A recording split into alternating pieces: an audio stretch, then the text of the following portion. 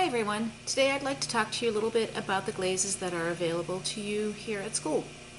In our cabinet we have Mako glazes and Amico glazes, and those are glazes you'll put on your work after it's been fired. So you're going to put it on bisqueware. You can tell bisqueware when it's nice and white. This right here is bisqueware. This right here is greenware. Greenware is still really fragile.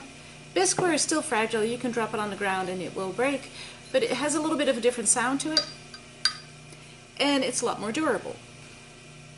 Bisqueware is porous and it still absorbs glaze very easily, and we have lots and lots of choices available to you.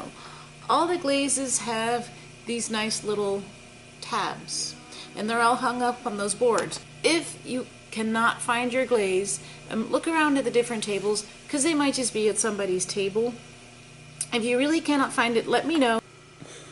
Make sure to only put clean glaze brushes and clean glaze containers back in the kiln room. It helps everybody. The same goes for the silverware that's here. There's some knives, there's some forks, there's even some spoons, I think, and you can use those to mix the glaze with a little bit of water. If the glaze just gets too thick, you can use one of those to mix it together. Make sure you clean that up really, really well before you put it in the glaze room. The reason we want to keep our utensils and our brushes and our containers clean is because we do not want to contaminate our glazes. Some of our glazes look quite similar in color to what they end up being in the end.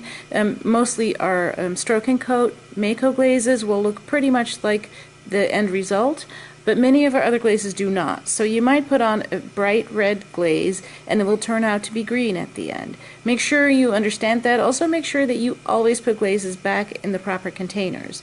What I've done with these containers is I have put the name of the glaze on the lid, and so you make sure that the lid goes back on the proper container, especially because we do not want to contaminate our glazes. And be super careful with putting glazes back, that you're putting them back in the proper containers. I finished putting my third coat on here, so now I'm going to put the glaze back in the glaze bottle, so I'll move this out of the way. Alright, so I'm carefully putting the glaze back in here.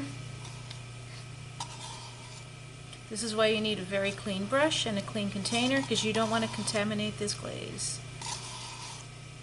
And I try to get as much as possible out of here.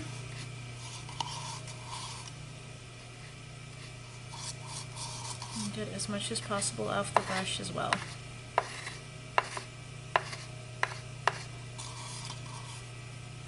Okay, that looks pretty good.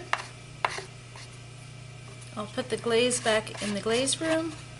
Now I'll make sure that I wash the brush and the container. I finished glazing, so I'm going to go ahead and clean this glaze container really well, and the brush too.